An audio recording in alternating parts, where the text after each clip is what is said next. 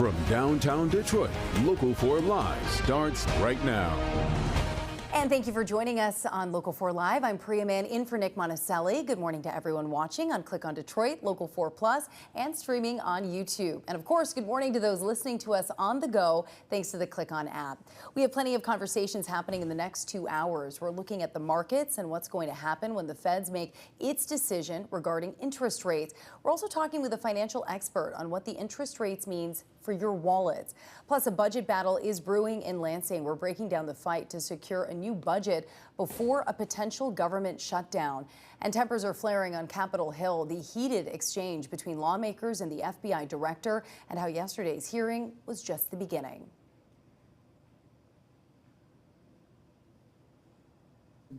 Now let's get to your news headlines. 4 people from the Oxford Center in Troy will have to wait until December to find out if they will go to trial. They're facing charges related to the death of 5-year-old Thomas Cooper inside a hyperbaric chamber. On Tuesday, a safety expert testified during their preliminary hearing. He told the court static electricity could have sparked the fire. The expert claims grounding straps would have stopped the little boy from moving around inside the chamber, preventing the buildup of static electricity.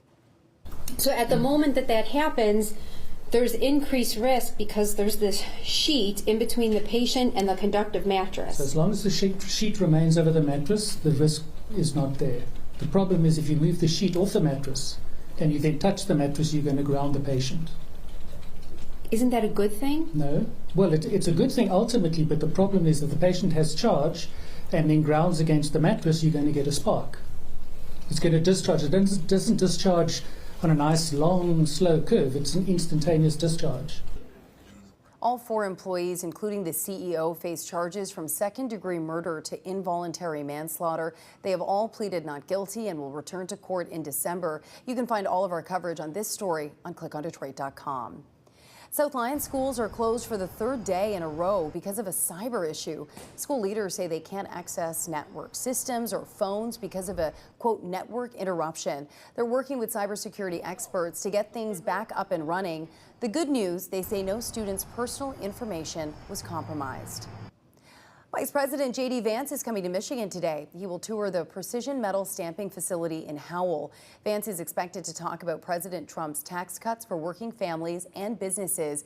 That was part of the One Big Beautiful Bill Act that was signed in July. Vance has been in Michigan a few times this year, most recently in Bay City. And taking a live look at Capitol Hill right now, in less than 2 hours, FBI Director Kash Patel returns to face the House Oversight Committee to answer questions about his leadership of the FBI. It comes just days after senators grilled him on his handling of the agency, including tough questions about the Jeffrey Epstein case and the Charlie Kirk killing. The hearing was marked by heated exchanges between Patel and Democrats, including Cory Booker.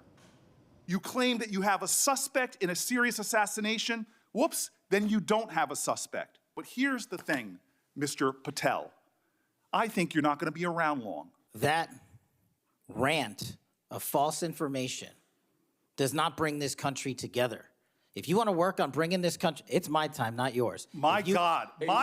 If you want to talk about dividing this country, it is my time. I follow you on your social media posts that it tear is my this country time apart. To address your falsehoods. Oh, you can try all you want in this country. to not take responsibility for what you have said. Time. Sir, you're making a mockery of this committee. Sir, you don't tell me my time is over. You the know people how far of New Jersey we've come tell me what my time is. Senator, you can't lecture me. You can tell me my time's over. You may be the charge of the I'm not FBI, going anywhere. but I am not afraid of you. Mr. Chairman. I'm not afraid of you.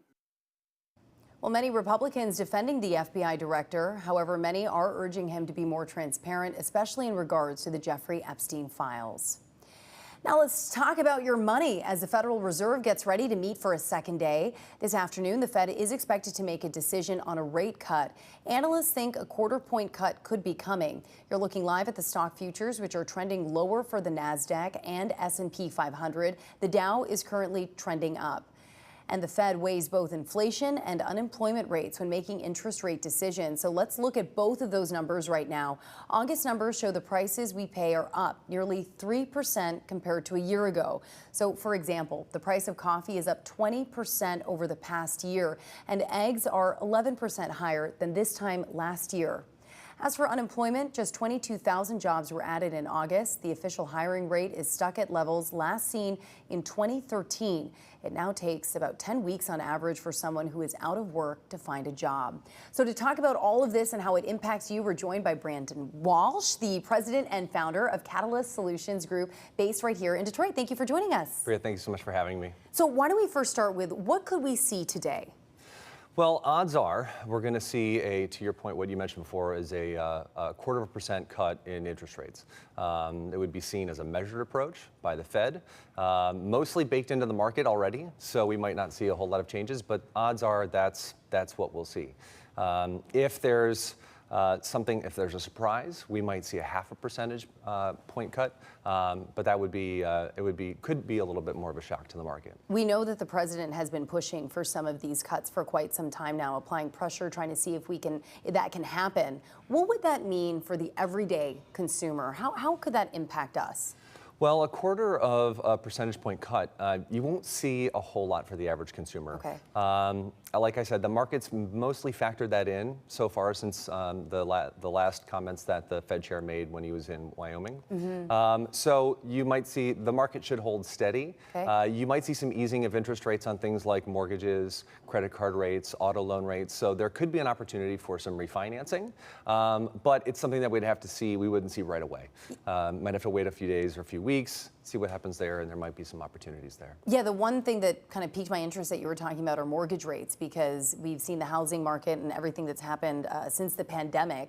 What are you going to be looking for from what comes out of the Fed today? Well, to see if they're going to take an easing approach of that 0.25%, or if they're going to take a more aggressive cut with a 0.5 percentage point. And then we'll be able to see how that shakes out over the coming weeks and what that'll mean for consumers and everyday Americans. I've been reading some reports where analysts are concerned about quote-unquote stagflation. Is that something that might be weighed in when you're looking at all the factors here? Well, it's a tricky piece that a balancing act that the Fed has to make. They have a dual mandate of lowering inflation, right, and increasing employment. And right now we're seeing the opposite of that. We're seeing inflation tick up slowly, and we're seeing the job market soften. So it's a tricky balance that they need to make, and I'm glad I'm not in their chair. Right, yeah, that must be a very difficult decision, especially when, as you mentioned, the markets are paying close attention to what the Feds decide. When we're looking at all of those factors, you mentioned mortgages or credit card interest rates, a lot of folks are living in debt right now. Do you see, I know it could be a marginal difference, but every little bit helps. Could there be a silver lining here or some hope for consumers? Yes, you could see the amount of interest rates that they're paying on their credit cards might go down slightly, so they can give some easing there. I think some hope with lowered interest rates is you want to see increased spending in the market, which is great, but what are they going to be using for spending? Is it going to be their everyday cash that they have in hand, or are they going to be putting more on credit cards because they see this low interest rate? And what's that going to mean for the broader economy and the health of just financial security for an everyday American? It's so interesting that you mentioned that, because when I'm talking to folks and doing some of these stories, I mean, you hear about the cost of eggs, you hear about how expensive things are. I mean, the price of coffee has gone up 20%. It seems like that middle class and lower income folks, they're just getting tapped out when it comes to how much money they have and the cost of everyday essentials. Well, it's tricky because also we haven't seen the true impact of what tariffs might have on the economy and spending. We've seen inflation tick up. There may be some causation with that, with tariffs, but there might be more to come that we're not aware of. Is it too early to tell if there would be an impact from tariffs potentially? Well, I think you're seeing it in the price of coffee alone. Yeah. We import most of our coffee from Brazil, and the most recent tariff on them is 50%, and now we see a 20% increase in cost of coffee, and that makes mornings harder for people. Yeah, well, somebody who has her coffee right here, that is very difficult. I've been paying close attention to that. Coming up, we want to continue this conversation. We'll actually be talking about consumer confidence, because we've got some conflicting numbers here, and as you mentioned, a difficult balancing act for the Fed. We'll see what your thoughts are when it comes to consumer spending and confidence, and of course those unemployment numbers. Stick around. We'll be right back after a short break.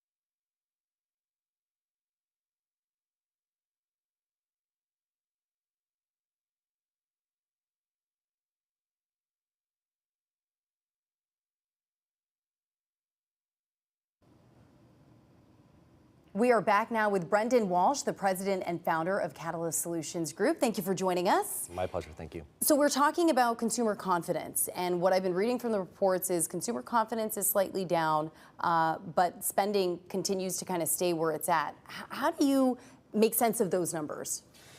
That's a bit of an enigma, right? I mean, you've actually seen consumer spending increase a tick, and actually higher than expected in the most recent report. I think they were expecting a 0.2% increase in spending, and it ended up being 3 times as much. Oh. So, but that spending is concentrated. There was just a report out recently that spending is concentrated in the highest 10% income earners in the U.S. We're talking like 50% of spending. Yeah. That is a huge chunk. It is.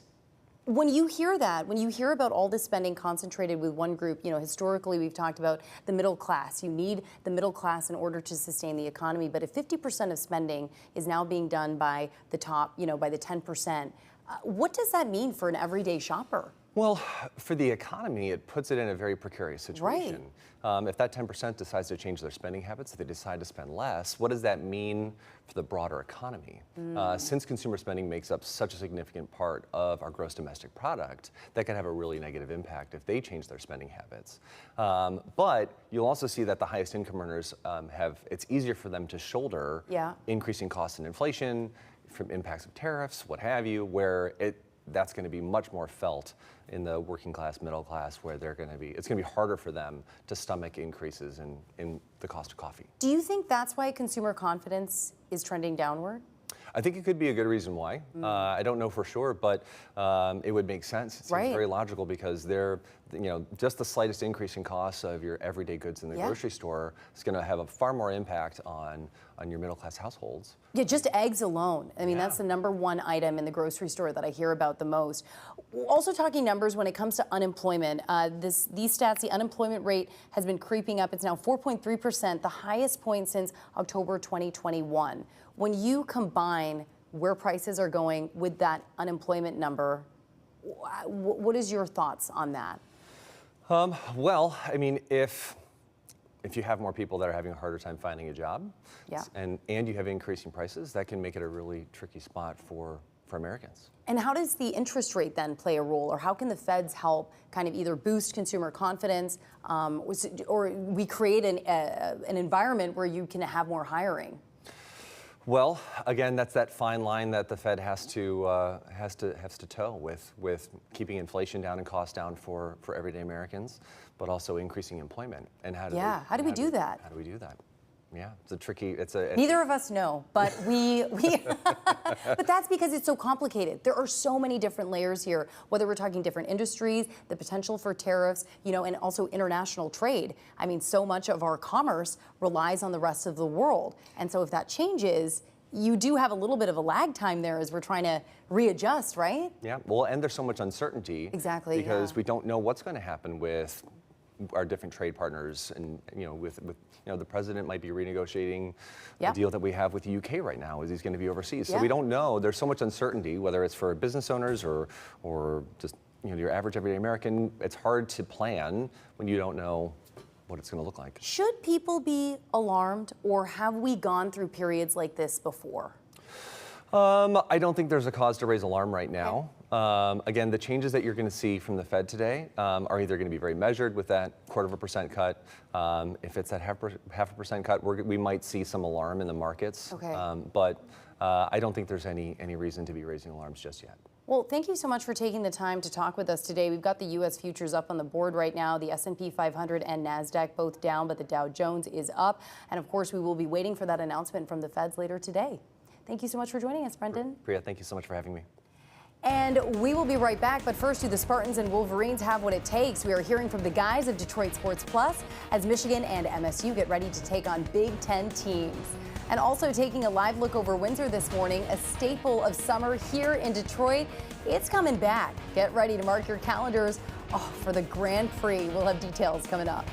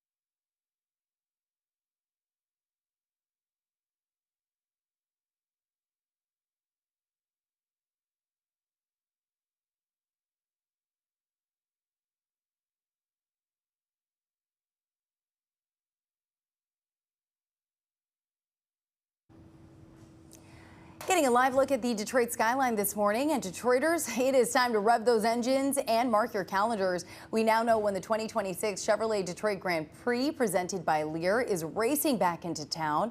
The race returns downtown May 29th through the 31st, the weekend after Memorial Day. This year, attendance was 156,000. That's a 4% jump from the past 2 years. If you're looking to get tickets, they're expected to go on sale in mid-January. And taking a live look there, Mount Clemens, lots of sunshine starting us off on this Wednesday. The temps have been beautiful. Doesn't feel like fall out there, but when could we finally start to see those temps go down a little bit? Ashley's got all of your answers. Now, forewarned weather with Exact Track 4D. Still waiting for Johnny to tell us what we win. All right, our weather story. Pleasant conditions will continue through the rest of the week.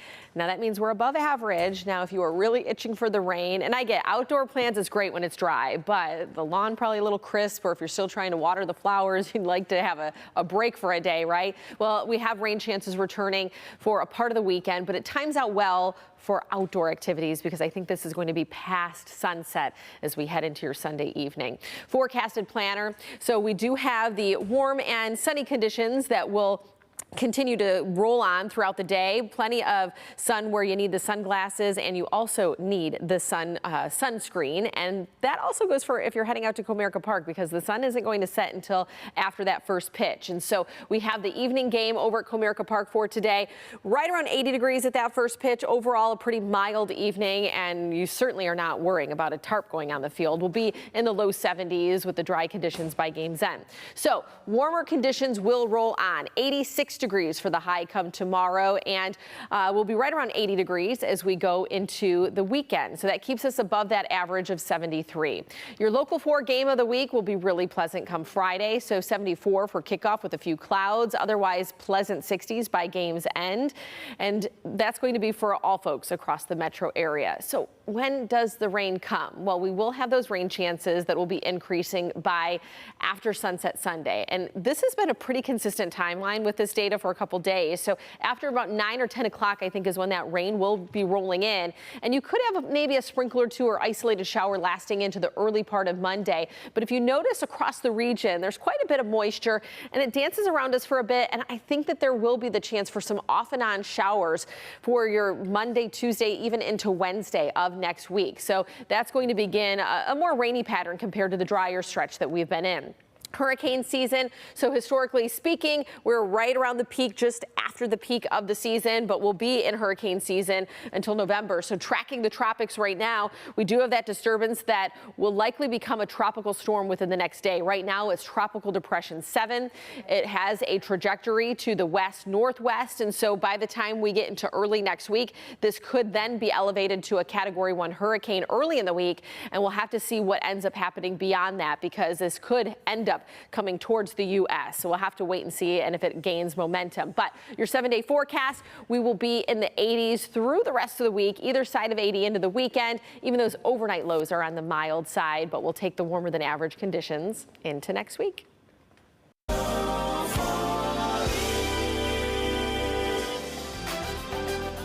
We want everyone to be fire safe and ready to prevent devastating house fires. Our Go For It event this month focuses on protecting your home and loved ones. On Tuesday, we're teaming up with the Farmington Hills Fire Department. We'll be at the Hawk, the Farmington Hills Community Center, from 10 a.m. until 6 p.m. You can scan the QR code that's on your screen to sign up for a session. There will be one every hour.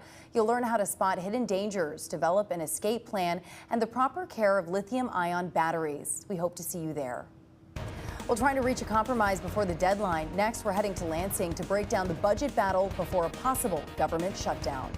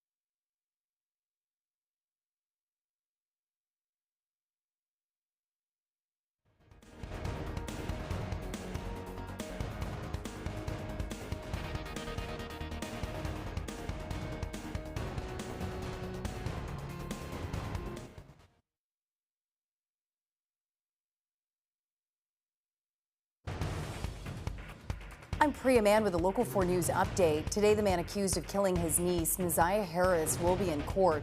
Last month, Jarvis Butts tried to get some of the charges tossed out, but a judge denied that request. Now his attorneys are trying to get the trial adjourned.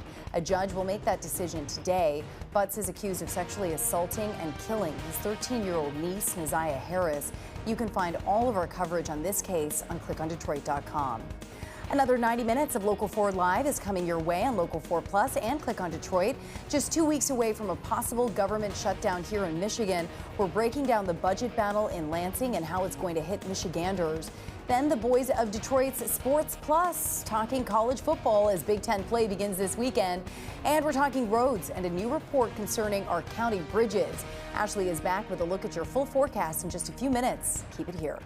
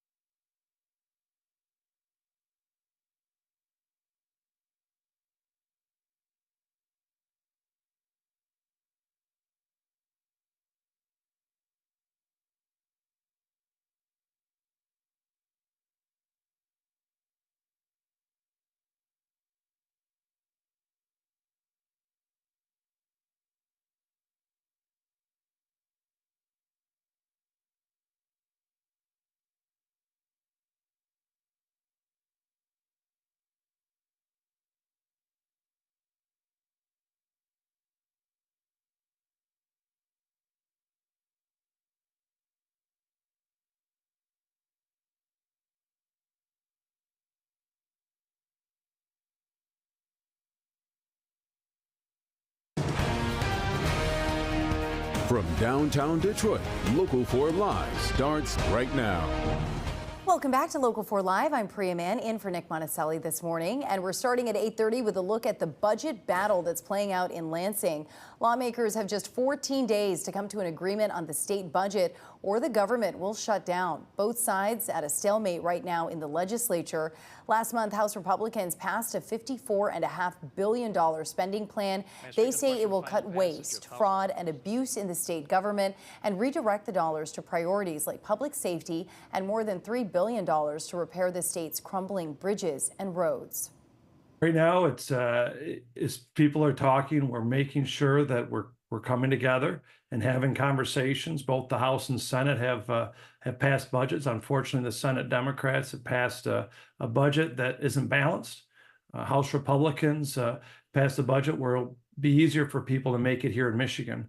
That means it's investing in our schools and our kids, making sure there's accountability for kids to learn, making sure that law enforcement, we have their back, and also making sure that our local roads and bridges and infrastructure is actually fixed. Over the last few years, with Democrats blowing through a $9 billion surplus and spending $5 billion on corporate welfare, it's been harder and harder for families and workers to make it here in Michigan, and we got to get back to the basics to make sure that our kids are making it here in Michigan, our families are making it here in Michigan, and that we have a budget that allows our families, workers, and manufacturers to make it here in Michigan. And that was Senate Minority Leader Eric Nesbitt. Meanwhile, Governor Whitmer says she would not sign that budget bill because it would eliminate thousands for state employees and slash more than $7 billion in state spending. Her plan includes a $3 billion plan to create a sustainable source of funding for both road and infrastructure repairs, but Republicans are not on board. This current stalemate is not new. This year, only 12 bills have made it to the governor's desk. Senate Democrats even sued House Republicans over bills from the previous years that have not passed on to the governor for her signature. Governor Whitmer calling for both sides to set aside their differences and figure out the budget. A budget deal can deliver on the priorities that I've been fighting for, investing in our kids, fixing our roads, helping us compete, keeping people safe. Can deliver on the Senate's important objectives to help us make sure that we protect Medicaid, feed kids at school, support moms and dads. And it can deliver on the House's goals too. They want to churn spend. They want to fix local roads and increase transparency. All of that is dual. If the legislature sends me a budget that reflects these shared priorities, I will sign it. I've signed 6 balanced bipartisan budgets, 4 with a Republican-led House and Senate, 2 with a Democratic House and Senate. Every time we got it done. Public Leader Bryson, I can tell you, it's never easy. But when the job is done, it's always worth it. Well, the main focus on the budget fight is the roads, but a long list of funding is part of the budget. And if Lansing does shut down, it could spell trouble, especially for schools. Schools are already worried about operating without state funding, with schools facing the possibility for layoffs and using up whatever resources they have. Last month here on Local 4 Live, Nick Monticelli had a panel of superintendents on Local 4 Live, and they had a lot to say about the ongoing budget battle. Take a listen. That lack of self-accountability on their part, the 4 of us and the 3 of my colleagues are held accountable every day and every moment we want to be. However, if we were to miss a deadline or not do something that was required by law, we would have a consequence for that. I see no consequence, I see no urgency, and I'm going to be really blunt here. I don't care if you're a Republican or a Democrat. Like, your policy decisions and what you do tells me everything I need to know about how you feel about the kids I serve. And I'm not feeling really great on either side of the aisle right now. Teachers are hesitant too. If you have openings, they don't know if you're going to be able to offer a contract. So we may have talent that we can't bring. We want champions in front of our students. So that just really makes it difficult. Programs that we anticipate that we're going to have that we may pull back. It could impact class sizes. We heard about transportation and our ridership. School meals right now. We only have a guarantee that school meals will be available for all until September 30th. And so that would be a cost. We have to make a decision as a school district. The turbulence around the ranges of what a budget could look like has really put us in a tailspin. And then on top of that, you throw in some of the federal pieces, whether money is coming from the federal side or going away, is also put us a little bit in a different place.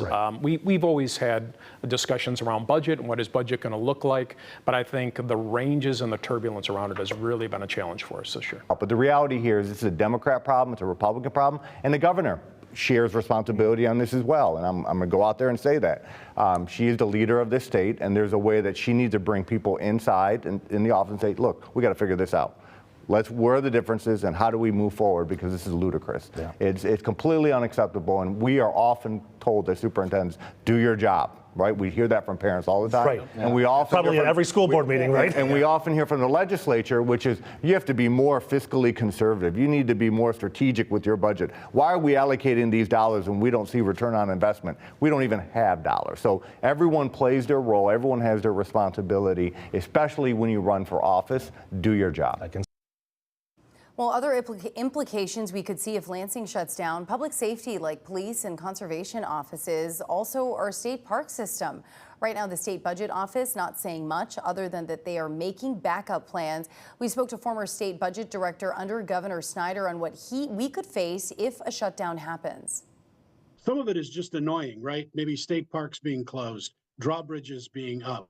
If you're dealing with state government waiting for a business license or something like that, that may be delayed. The bigger worry is this could impact the state's credit rating. Credit rating agencies look very closely at things like budget instability. Are you getting your work done on time? Well, the last time the government did shut down was during the 2007 and 2009 economic crisis, but it only lasted a few hours. Back in 2019, the state faced a shutdown, and while it was avoided, more than 30,000 state employees faced temporary layoffs. That number did not include workers deemed essential, such as prison guards, state troopers, and child protective service caseworkers. Well, are you ready for some football? And no, it's not high school or the Lions. Live look at the Big House next. The guys of Detroit Sports, plus talking college football as Big Ten play begins.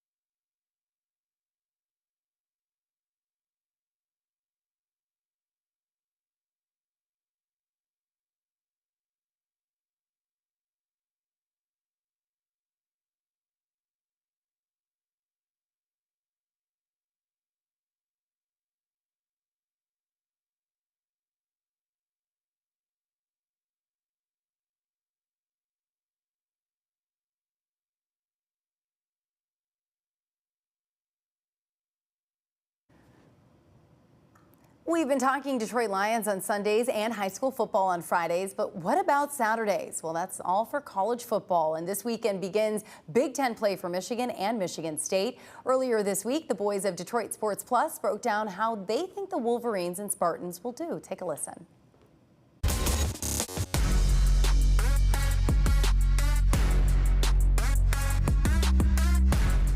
Big Ten play beginning this weekend for both Michigan and Michigan State. Let's start off with the Wolverines, who got a dominating non-conference win against Central Michigan over the weekend.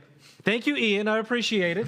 63-3, the final score. Last week, we were sitting at this table, and we were talking about, okay, let Bryce Underwood go. You didn't let it happen at Oklahoma. Well, guess what? We saw that in surplus against the Chips. Impressed? Yeah, I was very impressed. Yeah, people always want to talk about how much can you really take from playing, no offense, Ian, an opponent like Central Michigan. And when you blow someone out that bad, I think that you have to be, your best case scenario has to be pretty good to do that to a team. So we finally got to see sort of what the best version of Michigan can look like. And then Bryce Underwood was just electric, both on the ground. They ran him more than I thought they would, and through the air. I love seeing them open up the playbook for him because it opened up everything else. And I think the biggest thing to come out of that game is how much confidence do you think that game gave Bryce Underwood? I mean, I think that's got to be just huge for his development. For sure. And I think that's my biggest takeaway from that game. And that's what I wanted to see. I wanted to see Bryce Underwood come away with a performance that he could really come away with so much confidence and look back and be like, man, I played really well. Let's start building on that. It was crazy to see a Michigan team lean on the pass. Yeah. I was shocked because even they had to maybe 12 of their first 15 plays were passing. And I was like, are we running the ball today or not? Are we just going to pass? So that just shows how dynamic Bryce Underwood is. I mean, you can't just resort to what you think your football team should be when you have a player like that. You got to let him go, and that's what they did. Yeah, Sharon didn't do a good job passing on to Biff Poggi the 3rd and 8 quota because Michigan did well short of their usual quota. How much confidence? We talked about that game giving him confidence. How much confidence does that give you, though, going into Big Ten play against a Nebraska team that's put up a lot of points to start off the year? So I'm gonna take what I saw in Oklahoma and what I saw against Central Michigan and merge them to sort of create my idea of Michigan going into this game. And what I think is that Michigan is going to struggle against really good pass rushes because that offensive line is not proven. Bryce Underwood is still a freshman. So when I think Oklahoma might want to have one of the best defensive lines in the country. So that's why Michigan was a little afraid to unleash him in that game. But when he can actually has time to make plays, he clearly is one of the better playmakers that we've seen at Michigan at quarterback. So, yeah, I mean, I just want to see Bryce in Big Ten play because it's a whole different ball game. I mean, you can't even. It's not even something you can prepare for. Yeah, you just have to be in it. You need the experience. So, I don't know. I just want to see him.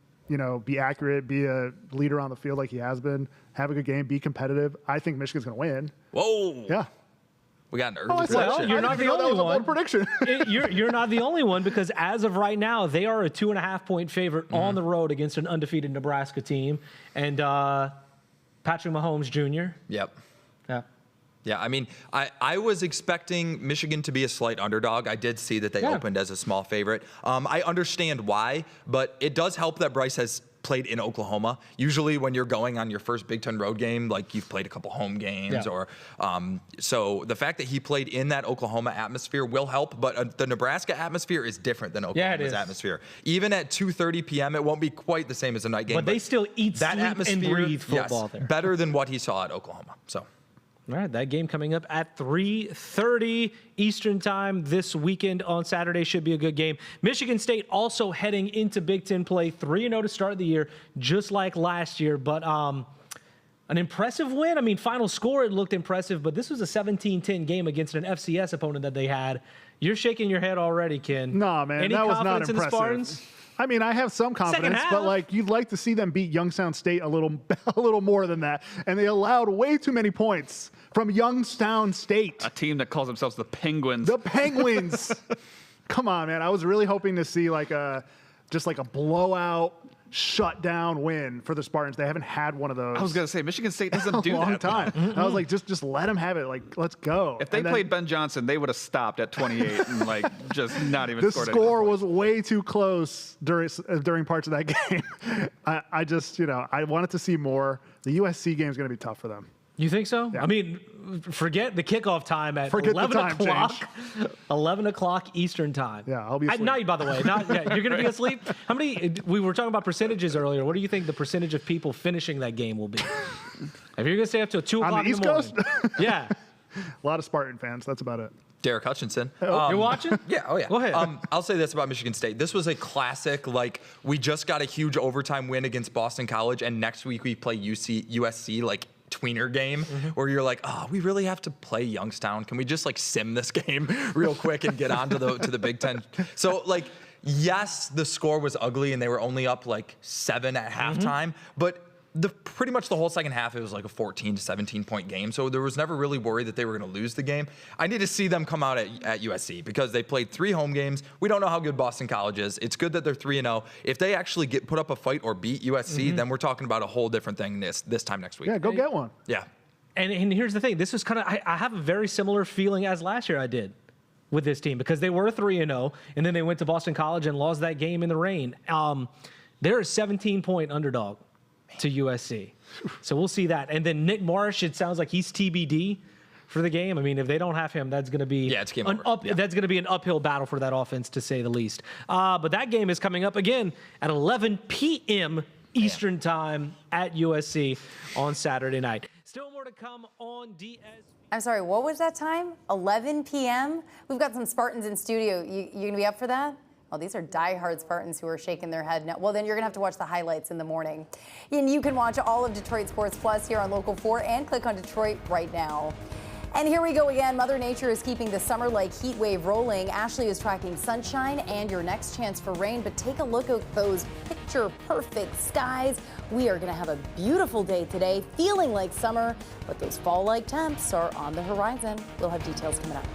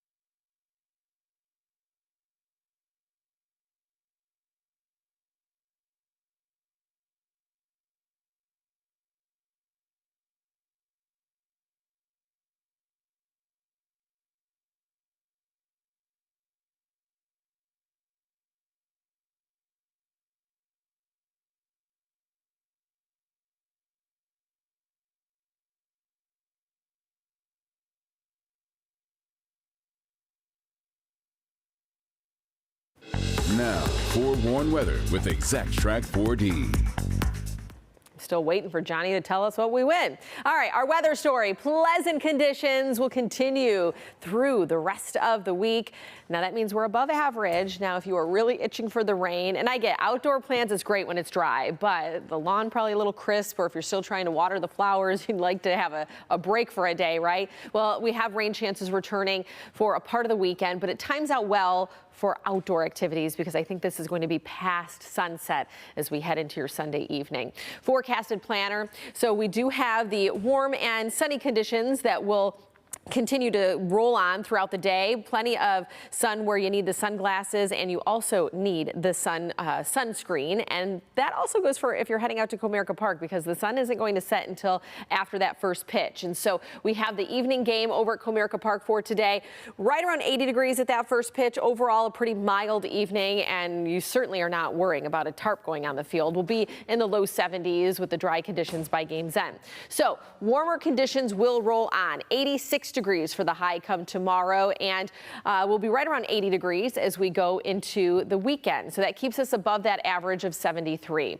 Your Local 4 game of the week will be really pleasant come Friday. So 74 for kickoff with a few clouds, otherwise pleasant 60s by game's end.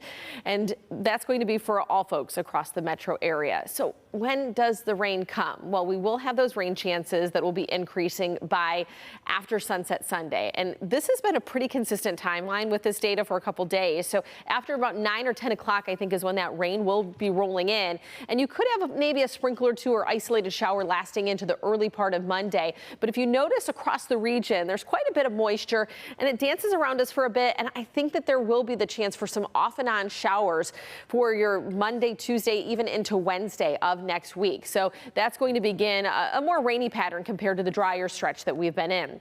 Hurricane season. So historically speaking, we're right around the peak, just after the peak of the season, but we'll be in hurricane season until November. So tracking the tropics right now, we do have that disturbance that will likely become a tropical storm within the next day. Right now it's Tropical Depression 7. It has a trajectory to the west northwest. And so by the time we get into early next week, this could then be elevated to a Category 1 hurricane early in the week. And we'll have to see what ends up happening beyond that, because this could end up coming towards the U.S. So we'll have to wait and see, and if it gains momentum. But your 7-day forecast, we will be in the 80s through the rest of the week, either side of 80 into the weekend. Even those overnight lows are on the mild side, but we'll take the warmer than average conditions into next week. All right, thank you, Ashley. Well, you can't ignore all the sights and sounds inside Comerica Park on Tigers game day. Next, meet the man behind the iconic sound that's creating a memorable experience for Tigers fans, and they have an incredible story. We'll have that coming up.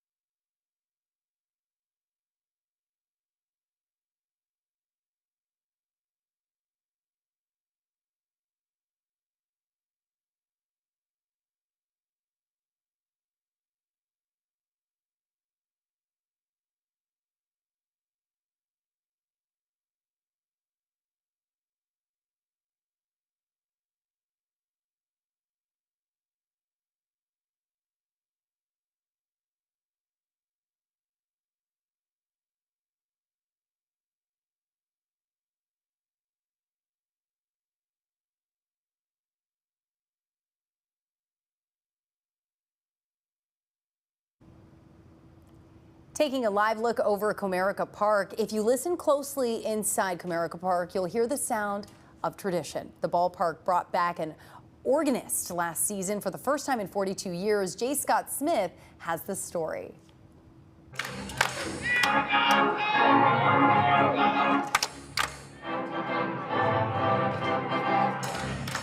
This isn't a job. I'm a kid going into a candy store. Dave Callendine's just living the dream. And my view, I mean, I'm right, the scoreboard's right in front of me. I'm right over home plate. This is awesome. Dave spends Tigers home games in the press box, playing the organ. Once a staple of stadiums and arenas across the country. I'm the first one in 42 years that the Tigers have had an organ. So the Comerica Park never had an organ until last year. You had to go back to the old ballpark at Michigan and Trumbull and even well before it closed, to find when they had the last organist. The last regular Tigers organist was Dan Greer, who played at Tiger Stadium from 1972 to 1982. And organs have long been part of the experience at sporting events. The first known organ at a stadium was played in 1941 by Ray Nelson at Wrigley Field in Chicago. Other famous organists include Nancy Faust, who played at Chicago White Sox games from 1970 to 2010, and Audrey Gargiola, the mother of former Local 4 anchor Steve Gargiola, who spent years playing the organ at Busch Stadium in St. Louis. Dave's love of music began when he started playing the piano at the age of 3. He eventually went to Ohio University and worked as a radio DJ before a golden opportunity brought him to Detroit in 1993. What brought me to Detroit was being able to play the organ at the Fox. After years at the Fox, Dave got a chance to play during Red Wings games at Joe Louis Arena. But there was a catch. We brought in a keyboard. We didn't have room or anything for an organ, so I was just playing the keyboard. So I was playing that, and the crowd was very receptive. After the Wings left the Joe in 2017, he eventually secured the full organ at Little Caesars Arena.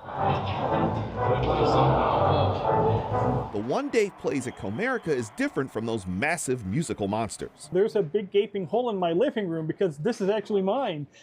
So I brought it here, and so I take it home with me at the end of the season and then bring it back in the spring. This is what is called a Hopwork organ, and I have a theater organ loaded into this. So I'm essentially playing a large theater pipe organ digitally that connects to our new sound system here. He played his first game at Comerica on May 4th, 2024.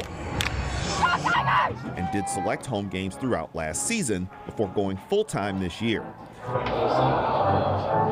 So how exactly did he manage to squeeze it into that tiny space in Comerica's press box?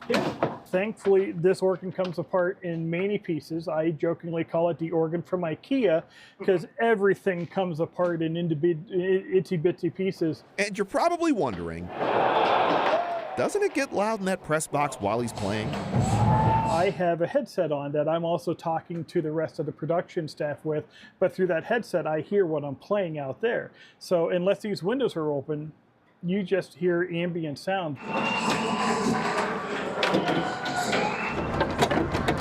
It's strictly what's in my ears, so that's what I set everything. And then with this monitor and then my launch pads, which are the buttons that are up here, they light up. That lets me know what is on, what settings and sounds are on. And so I know that, oh, if I hit something, I'm live.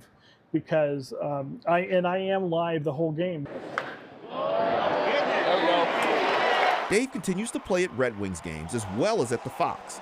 And he clearly has a blast doing what he does, and he loves being a part of the Tigers experience. I've always had fun doing what I do, and yeah, I play the same thing over and over a lot, but I make it fun for myself, because if I make it fun for myself somehow, then that comes out through the music that I play. It's just amazing what some simple notes on a keyboard will do to get people into the game. At Comerica Park, I'm J. Scott Smith for Local 4.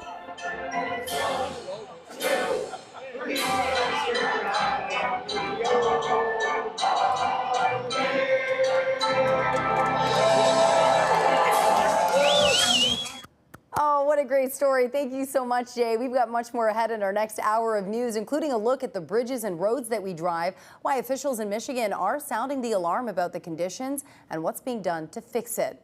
And we're talking with the Michigan Parkinson Foundation about their fight for funding and the outcome of a recent trip to the nation's capital to meet with lawmakers.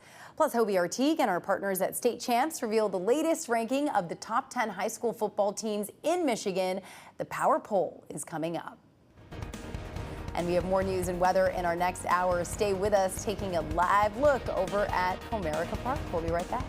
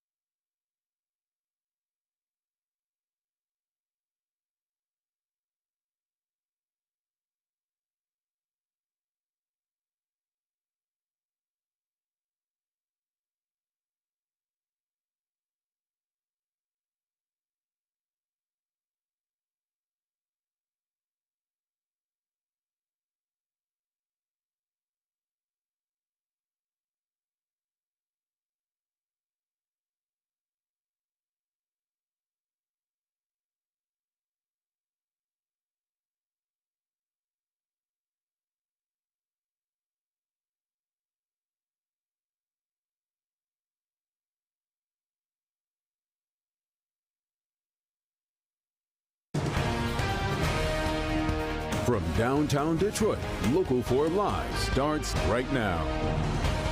Welcome back to Local 4 Live. I'm Priya Mann in for Nick Monticelli this morning. We have a lot to talk about over our next hour of news and weather. We're having a conversation about the bridges and roads we all drive here in Michigan, why one group says we are now in, quote, crisis mode over the conditions. And as we wait for the Fed to make a decision about lowering interest rates, we're watching the stock market closely. We'll take you live to the start of trading to see how the markets are reacting. And then Wayne County reports its first death from the West Nile virus, what we know about this case and other cases all around Metro Detroit. Now to your news headlines. 4 people from the Oxford Center in Troy will have to wait until December to find out if they will go to trial. They're facing charges related to the death of 5-year-old Thomas Cooper inside a hyperbaric chamber. On Tuesday, a safety expert testified during their preliminary hearing. He told the court static electricity could have sparked the fire. The expert claims grounding straps would have stopped the little boy from moving around inside the chamber, preventing the buildup of static electricity. Take a listen. So at the moment that that happens, there's increased risk because there's this sheet in between the patient and the conductive mattress. So as long as the sheet remains over the mattress, the risk is not there. The problem is if you move the sheet off the mattress and you then touch the mattress, you're going to ground the patient. Isn't that a good thing? No. Well, it's a good thing ultimately, but the problem is that the patient has charge and then grounds against the mattress, you're going to get a spark.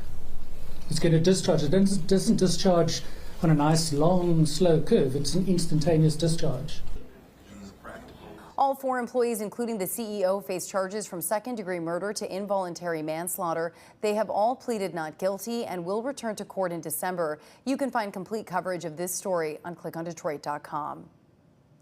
South Lyon schools are closed for the 3rd day in a row because of a cyber issue. School leaders say they can't access network systems or phones because of a, quote, network interruption. They're working with cybersecurity experts to get things back to normal. The good news, they say no student's personal information was compromised. And we are expecting the Fed to reduce interest rates today for the first time since December. Experts are estimating at least a quarter-point decrease. The Fed vote comes as FICO reports the biggest credit score drop since the Great Recession. In addition to impacting debt, a Fed interest rate cut also can increase inflation.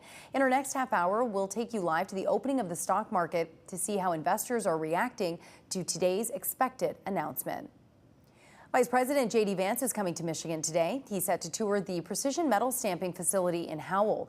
Vance is expected to talk about President Trump's tax cuts for working families and businesses. Those cuts are part of the One Big Beautiful Bill Act that was signed in July. Vance most recently visited Michigan in March.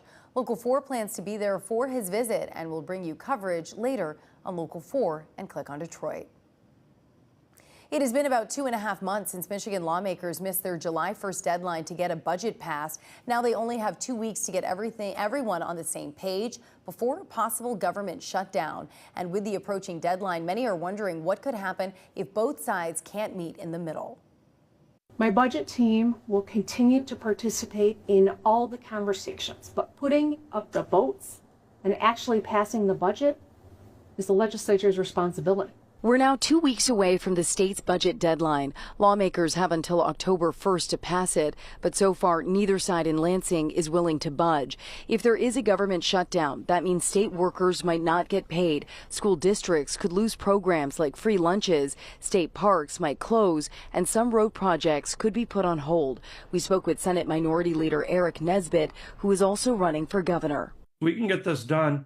We have 2 weeks until October 1st, so my plan is to work with my colleagues to make sure that we're making it here in Michigan and that we get a budget done that's balanced, pays down debt, and helps working families lower their costs, fix our roads, and helps workers make it here in Michigan again. With the State House and Senate at a stalemate, we spoke with Al Pashoka, the former state budget director under Governor Rick Snyder. Some of it is just annoying, right? Maybe state parks being closed, drawbridges being up.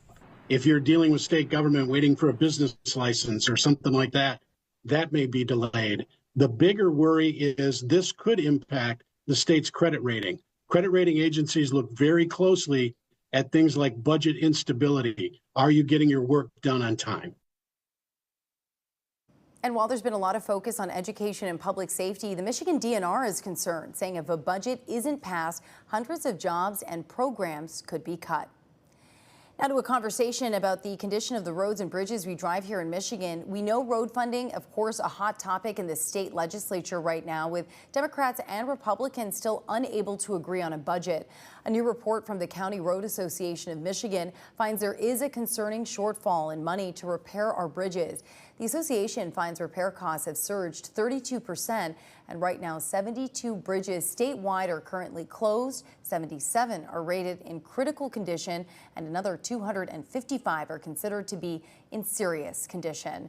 So to talk more about what needs to be done, we're joined by Ed Noyola with the County Road Association of Michigan. Thanks, Ed, for joining us.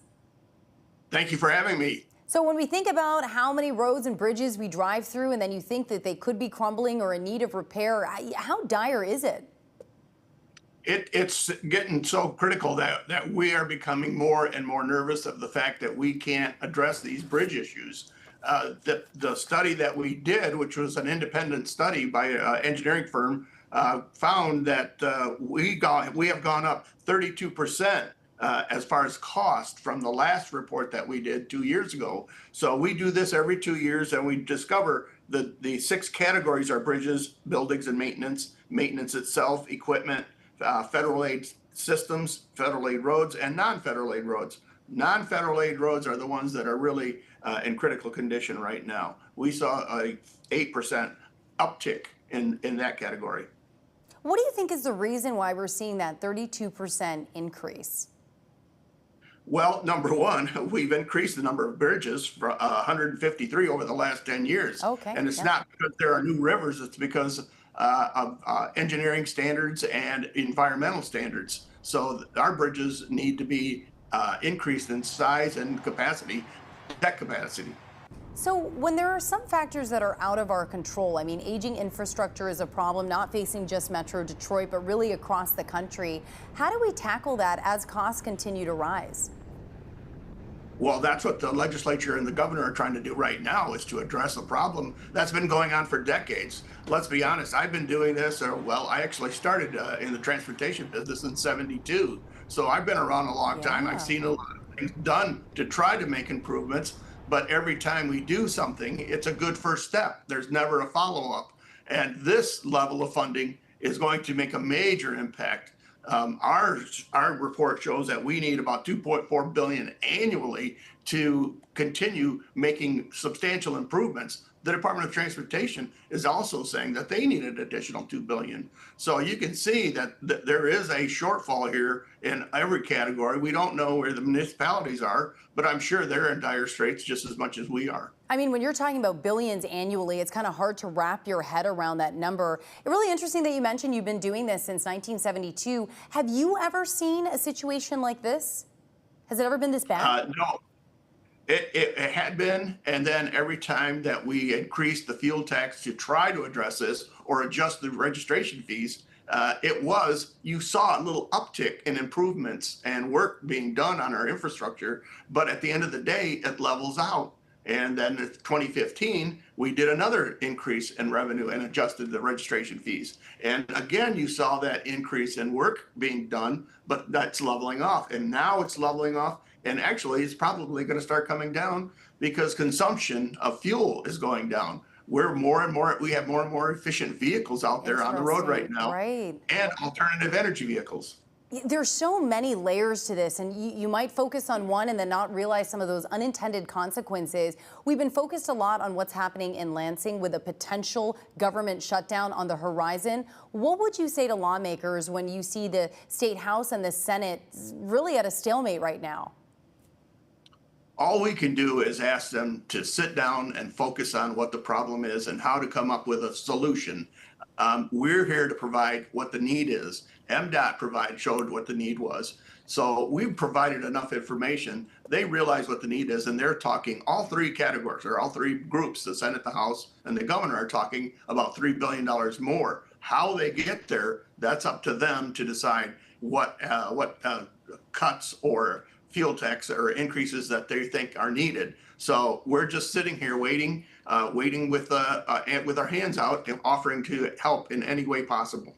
You know, for a lot of us, infrastructure isn't something that is top of mind, but I'm sure that you're a details guy. This is something that you pay attention to. How worried are you, or are you worried when you're driving around on all of our roads? Are you worried a bridge could crumble?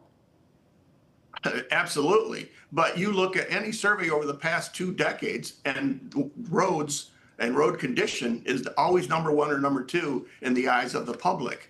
So yeah, we're concerned. We don't want to see anybody hurt, but when we have to start, restricting weight on bridges, which affects emergency services, the fire truck can't even get across the bridge. So that's going to add to their time to go figure out an alternative route to get to that emergency. So this is getting to the point where we really, really need to focus on what can we do, how fast can we do it, and how fast can we implement any additional revenue. I mean, the roads are such a big issue. It helped Governor Whitmer propel her to her first victory, talking about fixing the quote-unquote damn roads. You know, when it comes to fixing our bridges and our roads and funding, there's so many different areas that need attention. What would your message be to the public? Infrastructure isn't always top of mind, but it's something we should be thinking about. Yeah, I think that's something that's really important. You hit it right on the head there. We need to focus on the amount of damage that's going on out there every day. And without the focus of the legislature and the governor's office, we're starting to go backwards. And that's something you'd never want to do.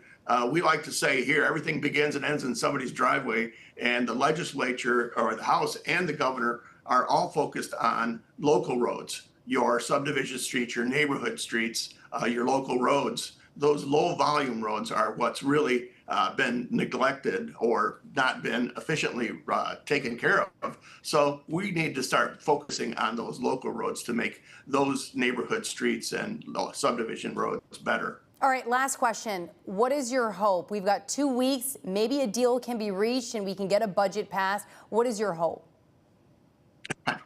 I'll leave that to the political people to make that decision or make that concept or See, Ed, whatever. This is why you've been doing the job since 1972. You know.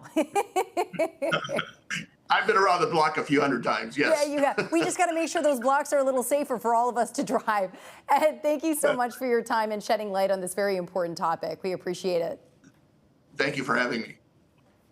Well, we've also been covering a lot of local sports that are happening this fall, and that coverage isn't going anywhere. Hobie's up next with sports and the latest high school football rankings. We'll have that coming up.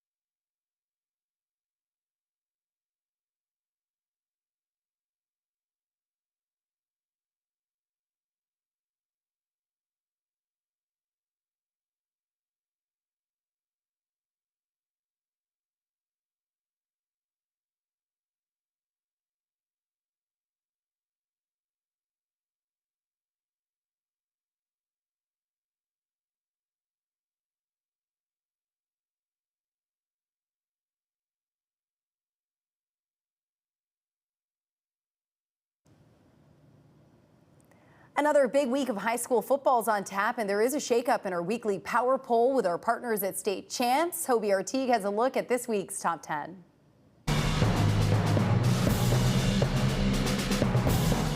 Week number 4 of our Local 4 State Champs Power Poll. Lauren Plant joining us, and some changes, but also some consistencies entering this rivalry week. Absolutely. Always a big week in high school football. Let's take a look at teams 10 through 6. Adams fell out after their loss, but coming in at number 10, Clarkston. Yep, just down a slot. And, you know, they put up 38 in their win at Oxford. Same goes for Detroit King, down to number 9. Yeah. Southeastern didn't give them much of a fight this week. However, big game on Friday night. Harper Woods made the huge jump last weweek, coming in at number 8 this week. Yeah, no shame in number 8, down a couple of slots. Big win over Groves, 35-8. At number 7, Davison still undefeated at 3-0. Yeah, so we kept them right at number 7. They handled Traverse City Central. And Saline, what can you say about this team? Another 50-point effort from them. And they keep climbing the rankings now at number 6. Again, back-to-back weeks, shutouts, and over 50 points in each. The biggest jump we have seen so far this season in the power poll. East Kentwood was not ranked. They were 15th last week, coming in at number 5 this week. And this happens sometimes in high school football. The Falcons are flying. Cade Kaufman, he's going to MSU, having a huge year. They've scored 140 total points this year. They go to number 20 Rockford this week. Let's stay on the west side of the state. Hudsonville staying put at number 4, another 30-plus point win for them. Yeah, so they beat Caledonia 38-6. They've got a great linebacker named Ryan Ackman, who just committed to Ferris State, which is the number 1 team in D2 in the nation. They are home to Holland West Ottawa. Top 3, here we go. Orchard Lake St. Mary staying put there, setting up a huge week for the Eaglets. Absolutely, and what they did last week to deal us out was truly impressive, and they dominated in every facet. 49-10 the final. You got to watch their quarterback, Jabin Gonzalez. He's the coach's son, had 5 touchdowns last week, but they've got a big test in Wixom this week. And awaiting them, DCC staying put at number 2, setting up a top 3 matchup on Friday night. So they had a Canadian team come in last week. Clarkson North had a good win, 41-28. They were tough, but they will be loud and proud in Shamrock City as they take on Orchard Lake this week. Staying put at number 1, Cass Tech. Close games in weeks 1 and 2. Not so much in week 3. Yeah, so they took care of Renaissance 71-0. They are the number 1 team in the state, but this is rivalry week. It's Cass Tech, it's King. If you want a good lead up to that matchup, go ahead and check out our YouTube page and watch the rivalry we did a couple years back on those two. So many great games coming up, and we will have you covered on Local 4 and overall state champs. Check it out.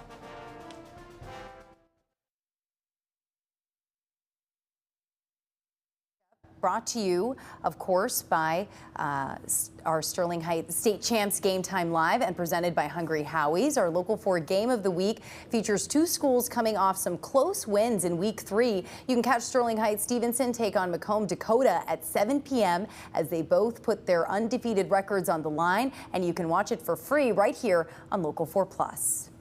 And volleyball fans are going to want to tune in to Local 4 Plus tonight at 6:30. Tonight's girls volleyball matchup is Farmington Hills Mercy versus Bloomfield Hills Marion. It's brought to you by State Champs Game Time Live and powered by Lawrence Technological University. Should be a great game.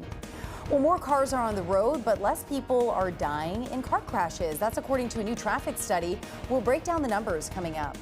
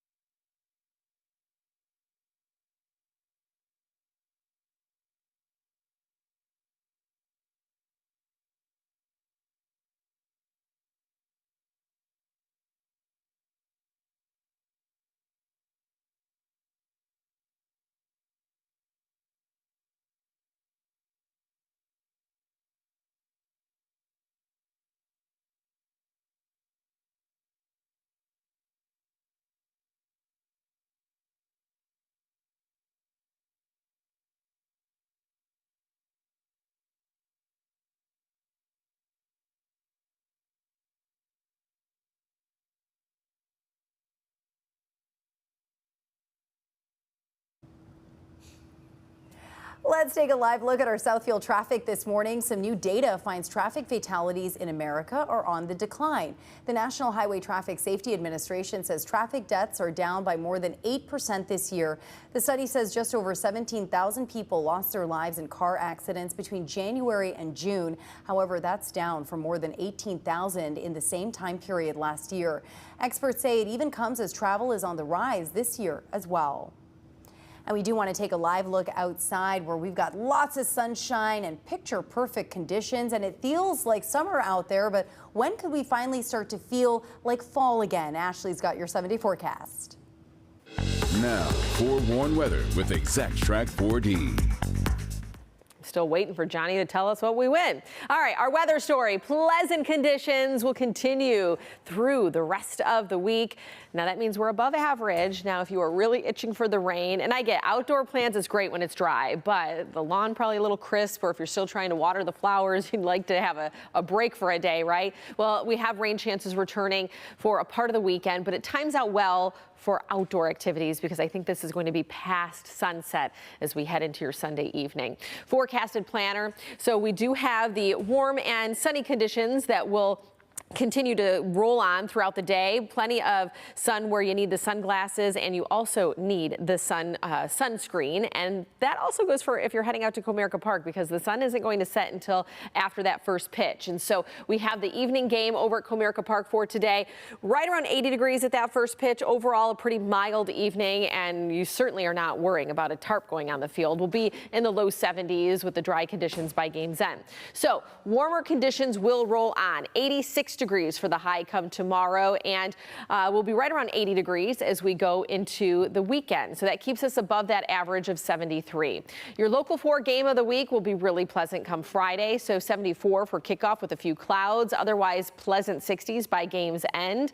And that's going to be for all folks across the metro area. So when does the rain come? Well, we will have those rain chances that will be increasing by after sunset Sunday. And this has been a pretty consistent timeline with this data for a couple days. So after about 9 or 10 o'clock, I think is when that rain will be rolling in. And you could have maybe a sprinkle or two or isolated shower lasting into the early part of Monday. But if you notice across the region, there's quite a bit of moisture and it dances around us for a bit. And I think that there will be the chance for some off and on showers for your Monday, Tuesday, even into Wednesday of next week. So that's going to begin a more rainy pattern compared to the drier stretch that we've been in.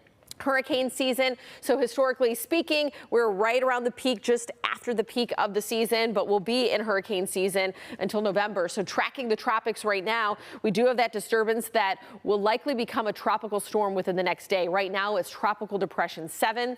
It has a trajectory to the west northwest. And so by the time we get into early next week, this could then be elevated to a Category 1 hurricane early in the week. And we'll have to see what ends up happening beyond that, because this could end up coming towards the U.S. So we'll have to wait and see, and if it gains momentum. But your 7-day forecast, we will be in the 80s through the rest of the week, either side of 80 into the weekend. Even those overnight lows are on the mild side, but we'll take the warmer than average conditions into next week. Well, we certainly will. Thank you, Ashley. One of the world's richest men may soon own a big part of TikTok. And a big change is coming to a popular ice cream company. Jerry from the iconic Ben & Jerry's brand is stepping down. The reason why he's quitting is next.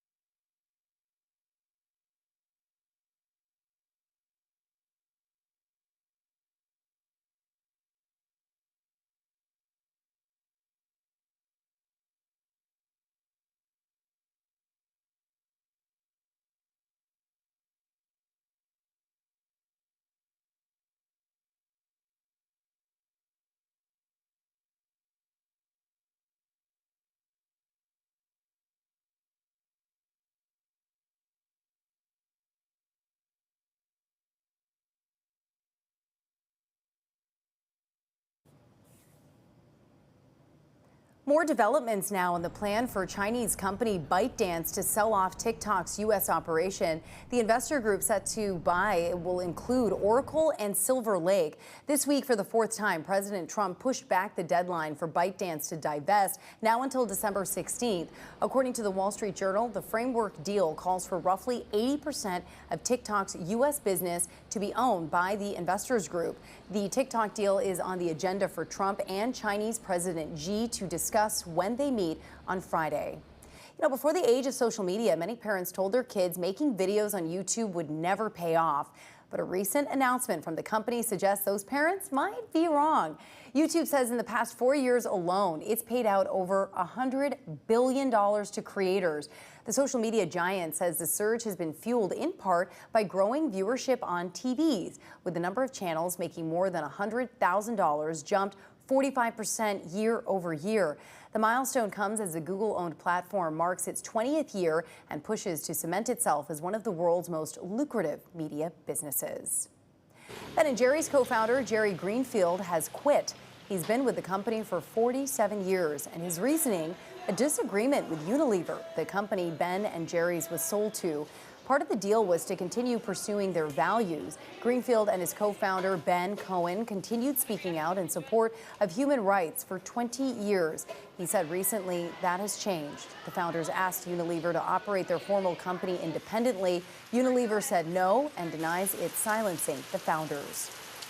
More than 1 million people in the U.S. are living with Parkinson's. When we come back, we're talking to researchers who've taken the fight to find a cure all the way to Washington, D.C. We'll hear what they have to say coming up.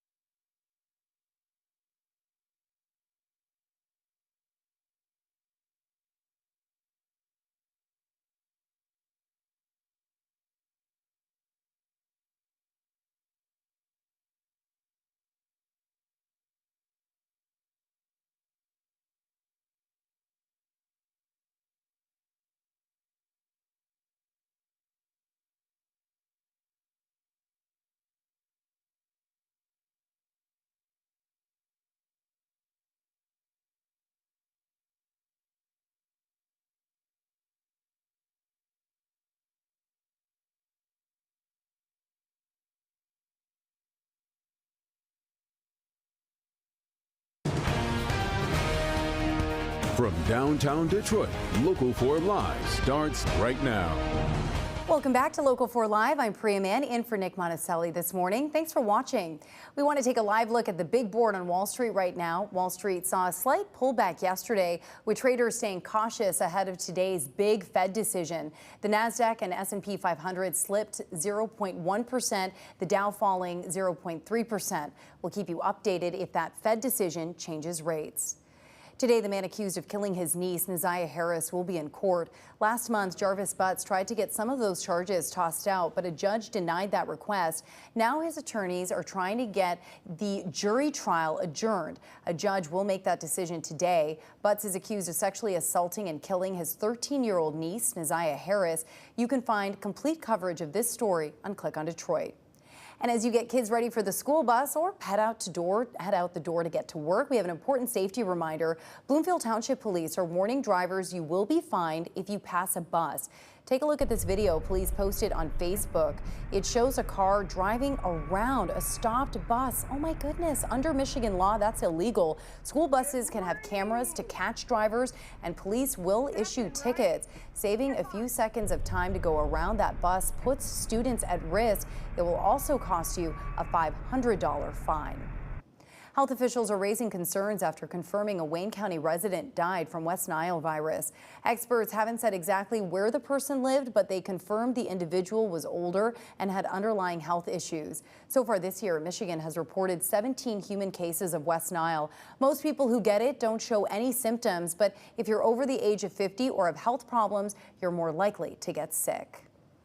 Now to the ongoing fight for funding for an important cause, Parkinson's research. The Michigan Parkinson Foundation recently took that fight straight to lawmakers in Washington, D.C. And joining me now to talk about the trip is Kristen Rossi, the CEO of the Michigan Parkinson Foundation, and Nate Joliffe, who is on the board of directors for the foundation. Thank you both for joining me. Thank you for having us. Let's first start with the goal and the mission of going to Washington, D.C. How did it go and what were you hoping? Yeah, so we were part of the Parkinson's Policy Forum. So we were 3 people. It was me, Nate Joliffe, and Rich Point, who is another Marine veteran with Parkinson's disease. And we were one of 250 people that joined for this. We were representing Michigan, but there were 44 states represented. And we really went in with 3 legislative asks. Number 1 was robust funding for the NIH so that we can keep making strides in Parkinson's research. We are closer than ever to a cure. The second was the National Parkinson's Project. This is something that was signed into law in 2024, and it hasn't been implemented. So we were lobbying to really make sure that we can get the legislative counsel it requires and the funding it requires. And then lastly, we really wanted to put some pressure on lawmakers to hold the EPA accountable for banning a harmful chemical called paraquat. It has been linked to Parkinson's disease.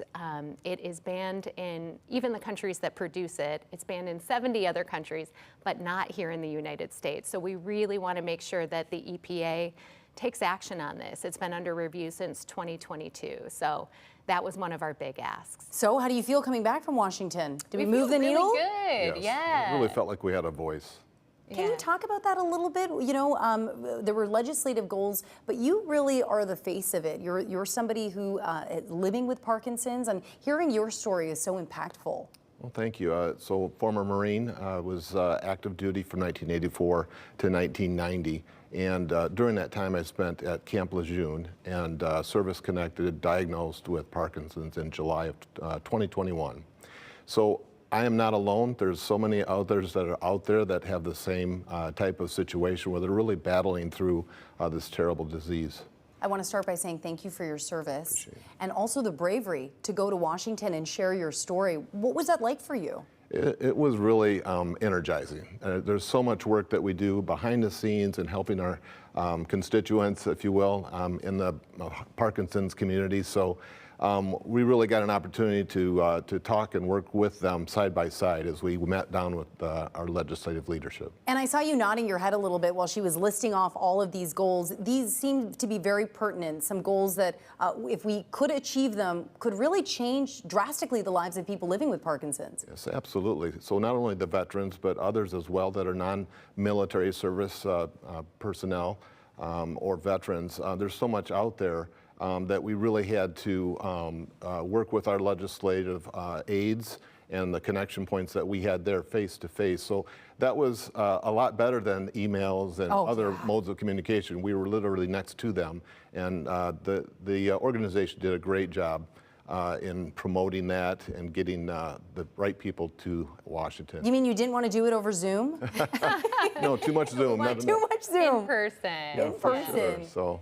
And how do you feel kind of coming back and, you know, making your pitch, talking, making those connections? How do you feel on your way back? I feel great. Right on the heels of that trip, we had our largest fundraiser of the year, and that's the walk where we've blown the doors off of the funding target. Kristen challenges us every year to aim higher, and this year we had a $280,000 goal for our walk at Jimmy John's Field, and right now 332,000. No. So we Blew really past that. Absolutely. Wow, you know, I've been very lucky to be able to MC one of your huge gala dinners. When you hear the stories and you hear how many folks have been affected from all walks of life, this doesn't discriminate. Yeah, no, it really doesn't. And that's the message we were trying to take as well. This is a bipartisan issue. You know, this is something that everybody can get behind, and we're not going to stop the fight. We've been reaching out to our legislators since that, following up, and also telling them to get our message out to your constituency. You know, parkinsonsmi.org. We have tons of resources and information for all people living with Parkinson's at every age and stage of their journey. And I know you blew past that fundraising goal at the walk. The gala is coming up. It's another fundraising opportunity. When's that? So that's November 7th. It's going to be at Ford Field. We've got a great speaker. Nate was actually our speaker last year, did a fantastic job. This year we have Todd Voigt, Paralympic rower, that's going to be speaking with us. But it's a fun event. It's at Ford Field. Who doesn't love to be at the home of the Lions? Right? Yeah. Are tickets still available? They are, yes. Guys, sign me up. That is going to be a great event. Well, thank you both for joining us this morning. One last question before we go. If you had a pitch for anybody who's watching, maybe they're not affected by Parkinson's, but as you mentioned, this is a bipartisan issue. What would you want to say to them? Call us. We can help. Or go to our website. We have a lot of information. We work across 4 pillars of support.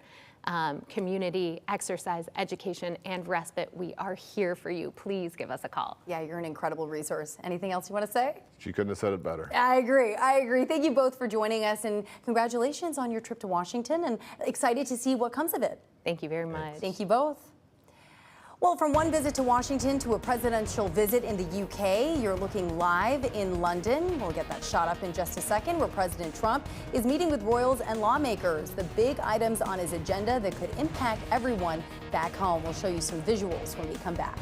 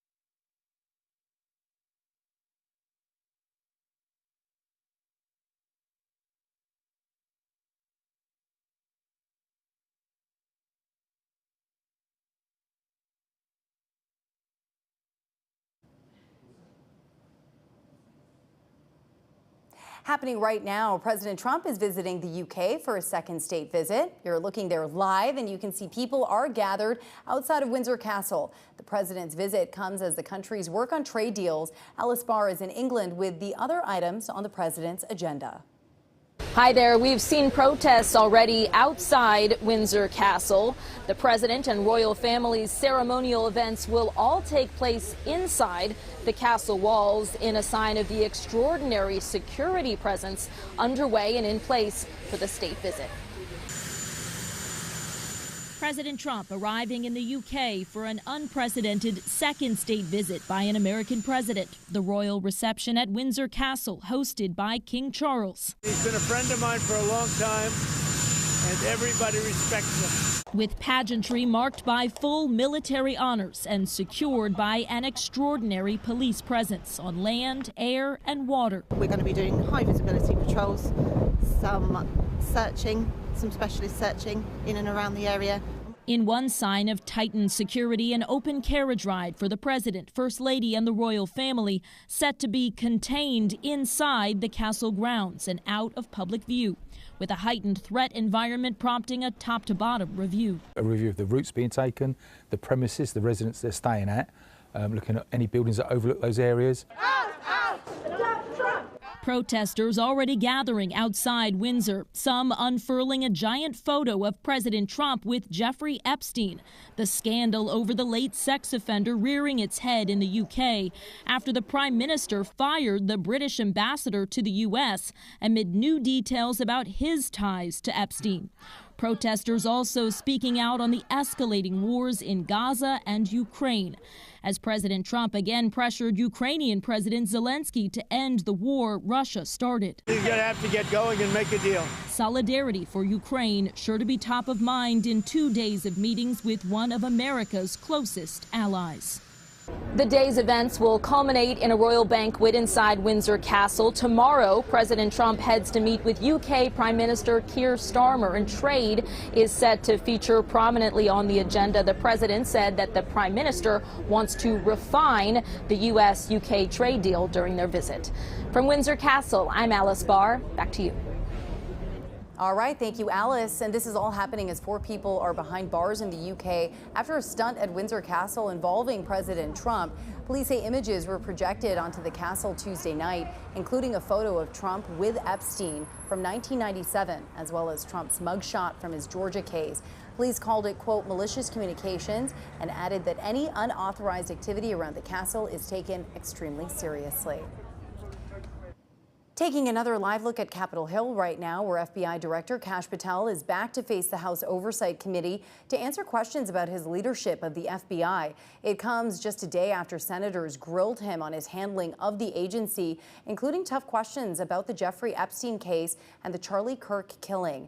The hearing was marked by heated exchanges between Patel and Democrats, including Cory Booker. Take a listen. You claim that you have a suspect in a serious assassination. Whoops, then you don't have a suspect. But here's the thing, Mr. Patel.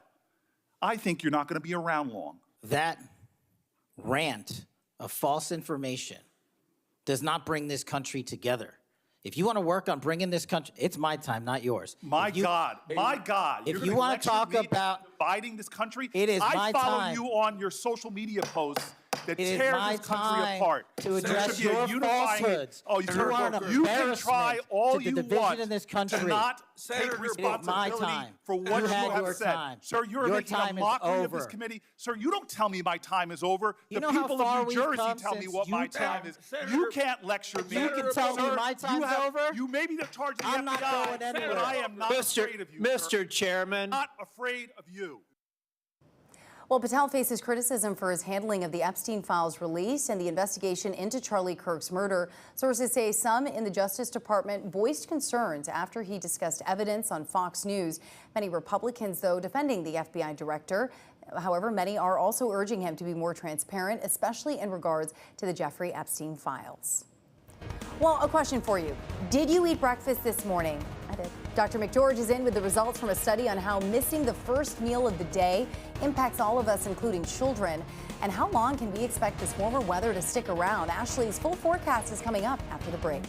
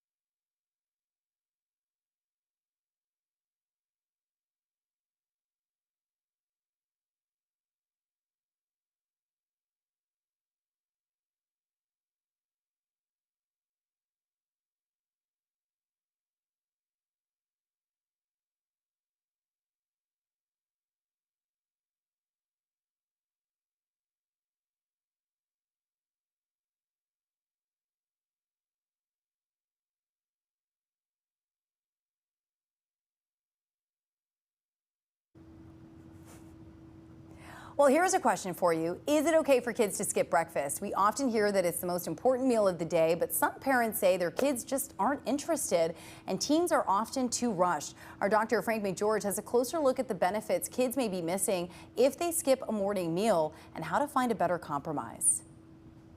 A recent study in Australia found children who sometimes or always skip breakfast had lower standardized test scores than those who always ate breakfast. Now, overall, though, the results were the worst for kids who never ate breakfast. Experts say there are many reasons eating even a little bit in the morning can make a big difference. They're going to have trouble focusing, they're going to have trouble staying awake, they're going to have trouble absorbing the information that they're supposed to be learning. Food is brain fuel, says Jennifer Highland, a pediatric registered dietitian at the Cleveland Clinic. They need healthy fats, they need proteins, they need carbohydrates to function. If not, they're going to have a blood sugar drop, which can affect brain, also mood, energy level, and it's just not going to be a good success for the day. Highland recommends avoiding sugary beverages, snack cakes, toaster pastries, and sugary cereals. If we can get any proteins like a hard-boiled egg, a cheese stick, some Greek yogurt, milk, utilizing your dairy products, quick grab-and-goes are great. Turkey sausages. I mean, now we have high-protein pancakes. They can make oatmeal or overnight oats with protein in it. Whole grain cereal with milk is another good option. If your child isn't very hungry in the morning. One of my favorite easy go-tos is just toast with peanut butter and then throw some fruit on the side. Quick and easy. If nothing else, I say grab an apple and a string cheese as you walk out the door. And don't be afraid to think outside the box. Some kids just don't like breakfast foods. That's fine. You can do leftover chicken. You can do breakfast burritos. You can do regular burritos. What if your child or teen just isn't hungry? If you're not used to eating breakfast, you're not going to have an appetite because your body's not used to it and it's not giving the signals. It's not secreting the enzymes that it needs to promote that. In that case, Highland says, focus on a quick, healthy bite. Or that one piece of toast with peanut butter on it, or a high fiber, lower sugar granola bar. Even just a glass of milk is better than nothing. Now, Highland also likes making egg bites in muffin tins, egg and cheese sandwiches on English muffins, or toaster waffles, or pancakes spread with peanut butter instead of syrup. Bottom line is, it's worthwhile to find something that your kids will eat in the morning to set them up for a successful day. And that goes for parents, too. Back to you. Sign me up for pancakes and peanut butter. That sounds way better than the Egg McMuffin I had this morning. Taking a live look outside, it is going to be a beautiful day, a warm one as well. We are tracking when temps will start to decline, but the good news is we've still got a few days of this beautiful weather. Hey, Ash. Now, forewarned weather with Exact Track 4D. Still waiting for Johnny to tell us what we win. All right, our weather story. Pleasant conditions will continue through the rest of the week. Now that means we're above average. Now, if you are really itching for the rain, and I get outdoor plants is great when it's dry, but the lawn probably a little crisp, or if you're still trying to water the flowers, you'd like to have a break for a day, right? Well, we have rain chances returning for a part of the weekend, but it times out well for outdoor activities because I think this is going to be past sunset as we head into your Sunday evening. Forecasted planner. So we do have the warm and sunny conditions that will continue to roll on throughout the day. Plenty of sun where you need the sunglasses, and you also need the sunscreen. And that also goes for if you're heading out to Comerica Park, because the sun isn't going to set until after that first pitch. And so we have the evening game over at Comerica Park for today, right around 80 degrees at that first pitch. Overall, a pretty mild evening, and you certainly are not worrying about a tarp going on the field. We'll be in the low 70s with the dry conditions by game's end. So warmer conditions will roll on. 86 degrees for the high come tomorrow, and we'll be right around 80 degrees as we go into the weekend. So that keeps us above that average of 73. Your Local 4 game of the week will be really pleasant come Friday. So 74 for kickoff with a few clouds, otherwise pleasant 60s by game's end. And that's going to be for all folks across the metro area. So when does the rain come? Well, we will have those rain chances that will be increasing by after sunset Sunday. And this has been a pretty consistent timeline with this data for a couple days. So after about 9 or 10 o'clock, I think is when that rain will be rolling in. And you could have maybe a sprinkle or two or isolated shower lasting into the early part of Monday. But if you notice across the region, there's quite a bit of moisture and it dances around us for a bit. And I think that there will be the chance for some off and on showers for your Monday, Tuesday, even into Wednesday of next week. So that's going to begin a more rainy pattern compared to the drier stretch that we've been in. hurricane season. So historically speaking, we're right around the peak, just after the peak of the season, but we'll be in hurricane season until November. So tracking the tropics right now, we do have that disturbance that will likely become a tropical storm within the next day. Right now it's Tropical Depression 7. It has a trajectory to the west-northwest. And so by the time we get into early next week, this could then be elevated to a Category 1 hurricane early in the week. And we'll have to see what ends up happening beyond that, because this could end up coming towards the U.S. So we'll have to wait and see, and if it gains momentum. But your 7-day forecast, we will be in the 80s through the rest of the week, either side of 80 into the weekend. Even those overnight lows are on the mild side, but we'll take the warmer than average conditions into next week. All right, thank you, Ashley. And when we're back, we're checking in with Tati from Live in the D to talk about what's going on in her show today. Stick around for that.